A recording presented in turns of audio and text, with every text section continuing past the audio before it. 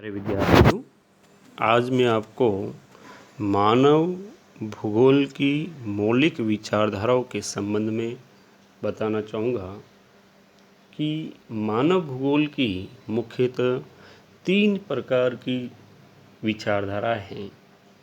इनका विकास मानव भूगोल के विकास के साथ साथ ही देखा जा सकता है, चूँकि मानव भूगोल मानव और पर्यावरण के आपसी संबंधों, अंतर्क्रियाओं तथा उनसे उत्पन्न क्षेत्रीय भिन्नताओं का अध्ययन है। इस प्रकार हम देखते हैं कि मानव और प्रकृति के पारस्पर संबंधों की व्याख्या में मानव और प्रकृति के महत्व के आधार पर मानव भूगोल की जो प्रमुख विचारधाराएं विकसित हुई हैं, उन पहली जो विचारधारा है नियतिवाद, नवनिश्चयवाद या पर्यावरणवादी विचारधाराएं हैं। दूसरी जो विचारधारा है संभववादी विचारधारा है। तीसरी जो विचारधारा है जो नियतिवाद व संभववाद के बीच की जो विचारधारा है उसे नवनियतिवाद या नव पर्यावरणवाद के नाम से जानते हैं। चूँकि मानव भूगोल की पहली जो विचारधारा है या सबसे पहले विकसित हुई विचारधारा है वो है नियतिवाद या पर्यावरणवाद है, क्योंकि मानव भूगोल के विकास की प्रारंभिक अवस्था में प्रकृति को ही अध्ययन का केंद्र बिंदु माना गया या प्रधान तत्व माना गया है। मनुष्य को प्रकृति की उपज समझा गया है और उसी से संबंधित विचारधारा नियतिवाद या निश्चयवाद विकसित हुई मानी गई है।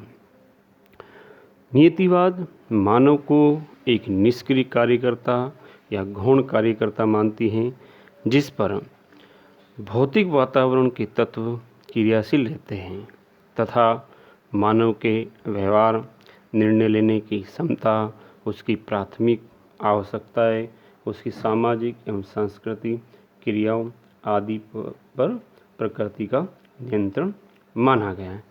इस प्रकार नीतिवादी जो विचारधारा है वो प्रकृति को श्रेष्ठ और मनुष्य को गौण अभिकर्ता मानती है। इसे हम भूगोल में जर्मन विचारधारा के नाम से भी जानते हैं, क्योंकि जर्मन भूगोलवेत्ता इसके मुख्यतः पोषक माने गए हैं या इसके समर्थक माने गए हैं। इस तरह से हम देखते हैं कि निश्चयवाद जो द्वितीय विश्व युद्ध से पूर्व में भी प्रचलन में था, यद्यपि इसकी जड़ें प्राचीन यूनान व रोमन काल में भी देखी जा सकती हैं।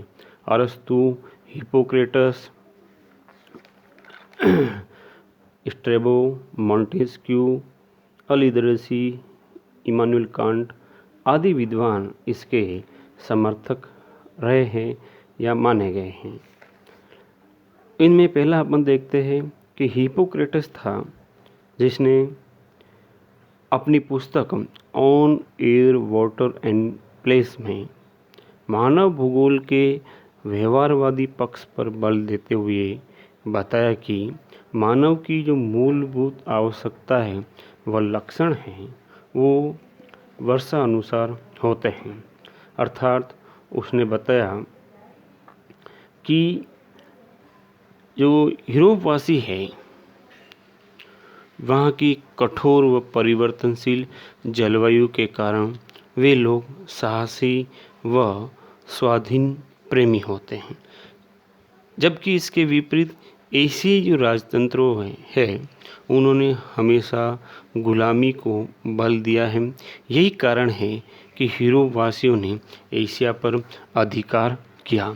इसी प्रकार अरस्तु ने पृथ्वी को मानव निवास के आधार पर 3 क्षेत्रों में बांटा है। अरस्तु का मानना था कि शीत देशों के निवासी साहसी होते हैं, परंतु उनमें राजनीतिक संगठन की कमी होती है, अतः वे अन्य देशों पर शासन करने में सक्षम नहीं होते हैं। जबकि एशिया के लोगों में साहस की कमी होती है, अतः वे गुलामी प्रवृत्ति के होते हैं। जबकि अरस्तु ने बताया कि एथेंस से जो इन दोनों के बीच की जलवायु वाला क्षेत्र है, अतः यहाँ के निवासियों में सर्वाधिक गुण होते हैं, अतः वे शासक बनने के योग्य हैं।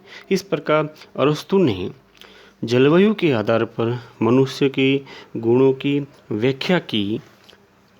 इसी तरह से हम देखें कि रोमन काल में जो स्ट्रेबो प्रमुख विद्वान हुए, उन्होंने अपनी पुस्तक जियोग्राफिया में बताया कि या निश्चयवाद का समर्थन करते हुए भी कहा कि यूरोप की सभ्यता का विकास वहाँ की जलवायु के कारण हुआ है। इस प्रकार अरस्तु ने भी निश्चयवाद पर बल दिया। इसी तरह फ्रांसीसी विद्वान बोंदा ने भी अपनी पुस्तक रिपब्लिक में बताया कि अक्षांश, ऊंचाई, जलवायु इत्यादि सांस्कृतिक तत्वों या मानव के विकास में महत्वपूर्ण योगदान देते हैं या महत्वपूर्ण माने जाते हैं। इसी तरह मोंटेस्क्यू ने भी माना कि ठंडी जलवायु के लोग मजबूत, साहसी, स्पष्ट वक्ता व कपट रहित होते हैं, जबकि गर्म जलवायु के लोग डरपोक, क्षीण व निष्क्रिय होते हैं। उन्होंने यह भी कहा कि उपजाऊ क्षेत्रों में साम्राज्यवाद पाया जाता है, जबकि अनुपजाऊ क्षेत्रों में राजतंत्र पाया जाता है। इस तरह से हम देखें तो प्राचीन काल में चाहे अरस्तु हो, स्ट्रैबो हो, हिप्पोक्रेटस हो या मोंटेस्क्यू हो, इन सभी विद्वानों ने प्रकृति को मानव से हमेशा श्रेष्ठ ही माना है।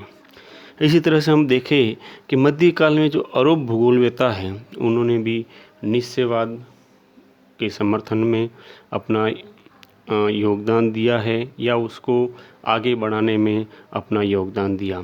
इनमें अल बरूनी, अल इदरसी, अल मसूदी, इब्न बतूता आदि विद्वानों का नाम उल्लेखनीय है। इस तरह से देखें तो अरबों ने विश्व को सबसे पहले 7 जलवायु प्रदेशों में बांटा। इनमें अल इदरीसी ने बताया कि जहाँ जल की अधिकता होती है, वहाँ के लोग प्रफुल्लित, विनोदी होते हैं, जबकि शुष्क प्रदेशों के लोग असंतुलित होते हैं। इसी तरह से हम देखें कि पूर्व आधुनिक काल व प्रारंभिक आधुनिक काल में भी हम्बोल्ट, रिटर, रेडजेल आदि विद्वानों ने निश्चयवाद का समर्थन किया है। इसी तरह से ये देखा गया है या इमानुएल कांट ने बताया कि न्यू हॉलैंड के निवासियों की आँखों का छोटा होने का जो प्रमुख कारण है, उनकी आँखों के सामने उड़ने वाली बहुसंख्यक मक्खियाँ हैं। उसका मानना था कि उष्ण प्रदेशों के निवासी डरपोक होते हैं व प्रवास भी लोगों को प्रभावित करता है। उन्होंने एक उदाहरण देके समझाया कि यदि अगर भूरी गिलहरी को साइबेरियन ठंडे प्रदेशों में अगर रखा जाता है तो वो अपना रंग बदलकर धूसर रंग की हो जाती है। इसी तरह से आधुनिक काल में भी हम्बोल्ट, रीटर व रेडजेल ने निश्चयवाद का समर्थन किया। रेडजेल ने सामाजिक डार्विनवाद के आधार पर कहा कि मनुष्य विकास का अंतिम उत्पाद है व रीटर ने बताया कि तुर्कमन लोगों की आँखों का छोटी होने का प्रमुख कारण मरुस्थली है। इसी प्रकार यूएसए में भी सैम्पुल, हंटिंगटन व ब्रिटेन में सिसोल्म, गेडिस, डेविस, हर्बर्टसन आदि विद्वानों ने निश्चयवाद का समर्थन किया है। मैरी एरिक्सन ने माना कि उत्तर भारत में सिख प्रजाति के लोग भोजन में प्रोटीन की मात्रा अधिक लेने के कारण लंबे चौड़े होते हैं, जबकि मेघालय में खासी जाति के लोग प्रोटीन की कमी के कारण कमज़ोर होते हैं। इस प्रकार हम देखते हैं कि प्राचीन काल से लेकर रोमन काल और मध्यकाल या आधुनिक काल में सभी विद्वानों ने हमेशा निश्चयवाद को ज़्यादा महत्व दिया और उन्होंने बताया कि प्रकृति श्रेष्ठ है और मनुष्य गौण है। इस तरह से हम देखते हैं कि निश्चयवादी जो विचारधारा है वो हमेशा ये मानती है कि मनुष्य प्रकृति के आगे गौण है।